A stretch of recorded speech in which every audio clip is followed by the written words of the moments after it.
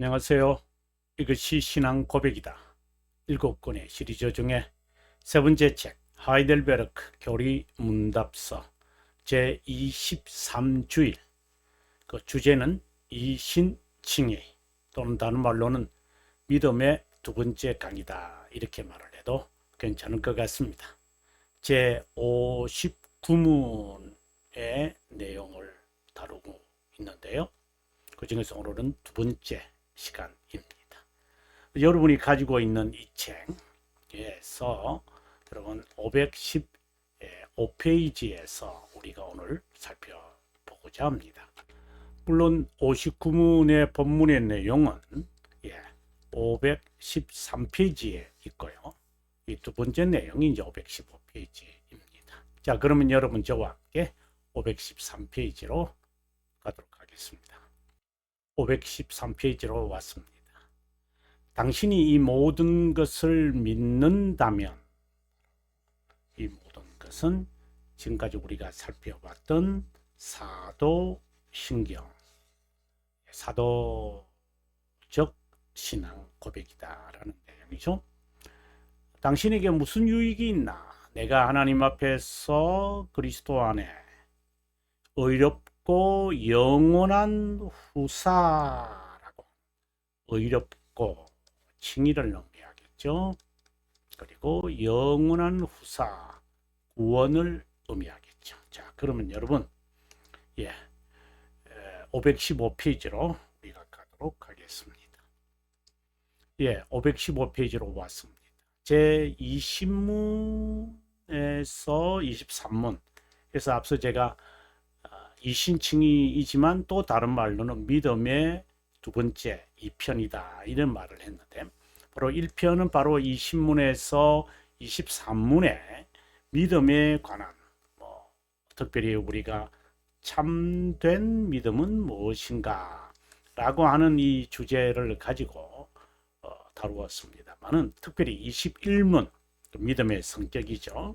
그리고 23문은 그 믿음의 대상을 말하고, 그리고 24문에서 58문을 바로 사도신경에 관한 이야기를 하고 있습니다. 그럼 믿음의 대상은 뭘까요? 바로 사도신경이다 라고 하는 것이죠. 사도신경의 해설은 결국은 이제 나중에 칼빈 선생의 기독교 강요의 하나의 기초가 되기도 합니다만은, 그 첫 번째가 아버지 하나님이죠. 하나님. 그 다음에 하나님 아들에 관한 거고, 성령 하나님에 관한 거고, 교회에 관한 거잖아요. 이제 이러한 내용들을 칼빈 선생도 이것을 1권, 2권, 3권, 4권 해서 이제 다루는데, 바로 사도신경에서 이것을 다루죠. 그래서 사도신경의 해설로서 삼위, 저는 이게 삼위 동결이라는 것이 좀 더 정확하다고 해서 제가 가로를 열고 제 책에서 밝히고 있습니다만은, 하나님에 관한 신앙 고백이다. 새 위격의 하나님은 관계에서, 아주 중요한 이 관계에서 구별되지만 본질에서 단일 또는 동일하다. 관계에서 구별한다. 본질에서 동일하다. 이것이 삼위일체의 문자적 해석이거든요. 의미적 해석이라고 해도 다를 바가 없다고 봅니다. 자, 계속해서 읽어보겠습니다. 우리는 본질에서 동일하고 관계와 특성으로 구별된 세 위격을 언덕보와 구분, 구는 디비전이잖아요. 디비전이고, 이 구별은 디스팅이잖아요.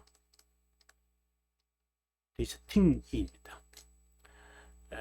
근데 이거 디스팅션을 디비전으로 우리가 왜곡시키고 또 실수하고 난다. 그것도 그럴 것이, 우리는 실제로 새 위격의 활동 또는 사역 또는 직무라고도 합니다만은, 직무에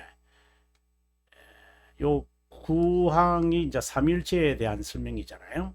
그 구별을 느낄 수 있을 뿐이다. 단지 활동을 통해서 그 구별을 느낄 수 있는데 그 구별을 구분으로 보면 안 된다. 그렇게 되면은 삼신론이 되고 말죠. 네. 구별된 사역은 그분의 존재를 말하는 것이 아니다. 늘 말하지만 하나님 아들이라고 하니까 인간관계에 있는 아들과 아버지의 관계는 전혀 아니다. 그런데 또 어느 부분에서는 신격의 관계에 있어서 아버지와 아들이 되시죠. 예, 그것은 신비로운 거고 인간이 이해할 수가 없는 것이죠. 우리가 경험할 수 있는 것은 실존이다. 새 본체의 새 위격의 관계를 말한다. 그래서 이게 하나의 예를 든다면은 성령 하나님도 스피릿이잖아요. 그죠? 그리고 하나님도 우리가 하나님은 영이시니 할 때 스피릿이라고 그래요. 그러면 여기에 스피릿과 여기에 스피릿 차이가 뭐죠? 하나님은 영이십니다. 맞죠? 그리고 여러분 성령 하나님은 그러면 뭐지? 그러면 성부 하나님, 성자 하나님, 우리가 보통 성부, 저는 뭐 성부라는 단어를 잘 쓰지 않습니다만 아버지이신 하나님 이렇게 제가 흔히 이제 쓰곤 합니다. 하나님은 아들, 이런 표현은 그 영이라고 하는 거죠. 영이라고 하는 것은 하나님에 대하여 인간적 생각을 내려놓는 것을 의미하는 거죠. 그래서 여기 있다 저기 있다 하는 것이 아니라 하나님은 영이시다 라고 수가성 여인에게 예수님께서 설명한 바가 있죠. 그러면 성령 하나님이라는 것은 성부와 성자가 아니고 또 성자도 아니신 분, 바로 성령 하나님이다. 관계를 말하는 겁니다. 그래서 관계에 의해서 구별된다.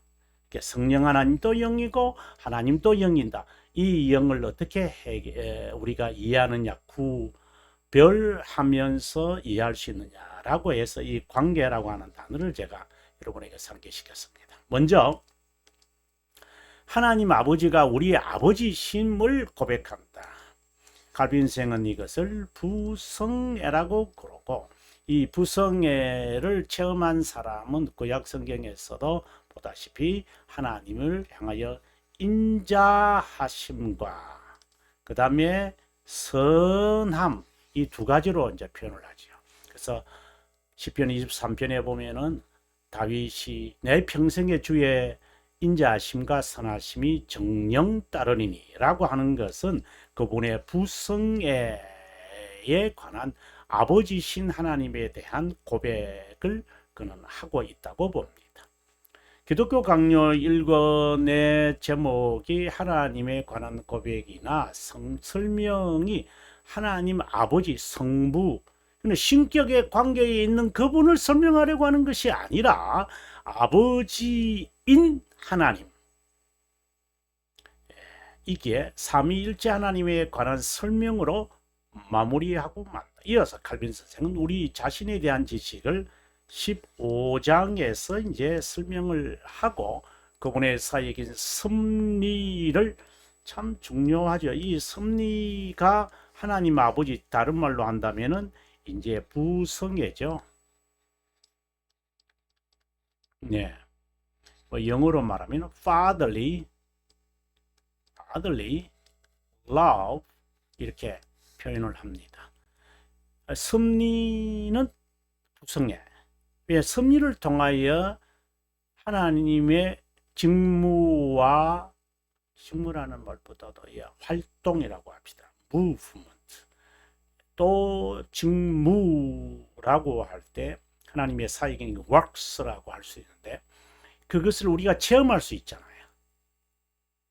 그래서 부성애를 우리가 체험할 수 있다. 바로 섭니다. 우리가 신앙 고백에서도 보면은 전능하사 Almighty 이렇게 말합니다. Almighty God who created the heaven and the earth 이렇게 이제 표현을 할 때 다른 말로는 창조자 하나님이시며 그 다음에 섭리의 하나님이다 라는 의미를 담고 있죠.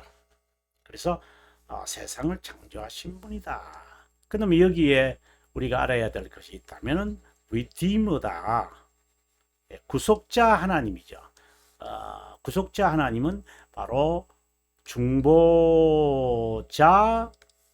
즉 그리스도의 사역을 통해서 우리가 구속자 하나님 이렇게 우리가 깨닫게 됐죠. 두 하나님이 아니라 이중적 하나님이다. 이중의 하나님이다. 창조자 하나님과 구속자 하나님이다. 이렇게 보는 거죠. 이것은 그분이 창조 사역만 아니다. 창조 사역에는 하나 삼위 하나님이 성부 하나님만 하나님 아버지만 창조 사역을 하신 게 아니잖아요. 그렇죠? 그래서 다 창조자세요. 창조 사역을 통해서 하나님 아버지의 실존을 체험하는 동시에 영원한 합의와 섭리로 만물을 붙들고 통치함으로 또 그분의 아들로 인해 우리는 하나님 아버지가 나의 하나님, 나의 아버지임을 고백한다. 그 대표적인 것이 우리가 우리가 토마스라는데 토마스의 그 고백이잖아요. 그래서 제가 언젠가 베드로의 고백도 있고 그리고 도마의 고백이 있다. 나의 하나님, 나의 주, 나의 하나님이라고 고백을 한 도마의 고백과 그리고 베드로의 고백, 주는 그리스도시요 살아계신 하나님의 아들입니다 라고 하는 고백, 두 가지 측면이 있음을 우리가 봅니다. 바로 섭리라는 의미입니다. 베드로의 고백은 어떻게 본다면 그분의 대한 고백이고 그리고 도마의 고백은 섭리에 대한 고백입니다. 그래, 창조의 고백이라면 우리 베드로의 고백은 도마의 고백은 섭리의 고백이다. 하나님 아버지는 나와 우리의 아버지 하나님이다. 우리는 아버지신 실존을 통해 이는 이제 경험이죠. 하나님 아들과 관계에서 구별된 또 관계가 나오네요. 구별된 위격이신 하나님 아버지를 간취하게 된다. 다음은 하나님 아들이 우리의 구속자 하나님이심을 고백한다. 그분은 구세주 예수님, 세비얼이죠. 그 다음에 그리스도, 유일한 아들. 하나하나씩 이제 제가 그 주일을 시작할 때마다 이제 일주일부터 마지막 이제 52주일까지의 그 제목들을 제가 판서를 하잖아요. 이제 그 내용이 여기에 이제 나온다고 보면 좋겠습니다. 그리스도의 두 신분이 있다. 자, 우리 여기서 조금 하나 정리하고 왔으면 좋겠습니다. 중보자. 이렇게 하면 두 본성을 우리가 떠올려야 된다. 그 다음에 그리스도. 이렇게 하면은 두 신분을 떠올려야 한다. 그러면 이 두 관계는 뭡니까? 중보자는 그분이 어떠한 분이냐라는 거고, 그 다음에 그리스도는 그분이 어떤 사역을 하셨느냐라고 하는 것이다. 그러면 여기는 우리가 믿는 믿음의 대상이고 여기는 순종의 대상이 되죠. 그래서 여기는 이신칭의와 관련이 있고 여기는 뭐과 관련이 있을 것 같아요? 견인과 관련이 있다. 이렇게 여기가 칭이라면 여러분 여기는 뭐과 관련될 것 같아요? 예, 성화인 거룩합니다. 이렇게 우리가 정리할 수 있겠습니다. 그래서 그리스도이라면 낮아지심과 높아지심, 삼중직 우리가 기억하잖아요. 삼중직 사역을 말하잖아요. 중보자 하나님이라면 그분의 이제 그 믿음의 대상 어떠한 분이시냐라는 것을 말하는 거고 있다. 예, 그 다음으로 하나님 아버지와 아들과 더불어 참되고 동일하게 영원하고 영원 동일 영혼이고 본질에서 동일, 즉 동일 본질이신 성령 하나님에 관한 신앙의 고백이다. 우리가 이것을 53문에서 우리가 하이델베르크 우리가 공부하는 53문에서 우리가 이것을 살피지 않았습니까? 그럴 때 이제 요에서 영어 단어를 제가 여러분에게 설명했는데 영원이니까 co-eternal이다 이렇게 말하고 eternity 이렇게 명사형으로 말해도 됩니다. 그리고 동일 본질이라고 할 때는 co-essential essential L자입니다. 이렇게 표현을 했다 라고 말씀을 드렸습니다. 성령 하나님은 믿음을 통해 그리스도의 구속 사역을 선택자들의 심정에 역사하고 활동하여 우리를 거룩하게 하시는 분, sanctifier, 이렇게 한다. 예, 벨지카에서는 이렇게 고백을 하고 있죠. 특별히 여기에 11항에서 그렇게 말합니다.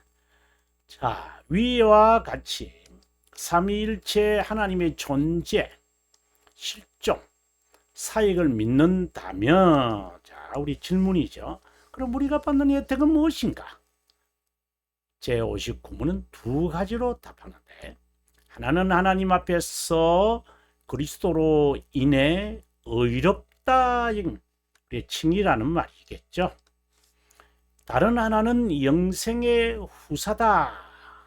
그럼 이거는 다른 말로 뭐라고 그럴까요? 구원이다. 이렇게 말할 수 있습니다.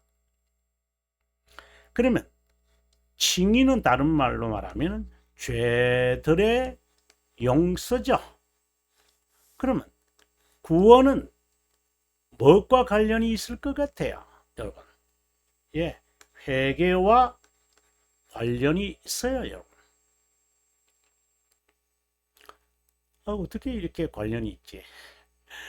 예, 죄들의 용서와 칭의는 우리가 시편 32편과 로마서 4장에서 이제 이 부분이 잘 밝혀지고요. 그 다음에 회개하라. 그러면 내가 구원을 얻으리라. 이 말씀이잖아요. 그래서 회개와 구원은 밀접한 관련을 갖고 있는 것입니다. 이걸 다른 말로는 영생의 후사다. 이렇게 우리가 흔히 이야기들을 합니다. 자, 우리 여기서 혜택은 무엇이냐라고 되어 있는데 오늘은 강의를 여기까지만 하겠습니다. 우리 다음 시간에 이 칭의에 관한 이야기를 좀 더 자세하게 하기로 하고요. 긴 시간 동안 함께 해주셔서 고맙고 저와 함께 구원의 진리, 개혁신앙에서 말하는 그 놀라운 진리들을 최대한의 열심히 연구해서 여러분에게 알려드리도록 하겠습니다. 남은 시간 평안하시기 바라고요. 저는 다음 시간에 인사드리겠습니다.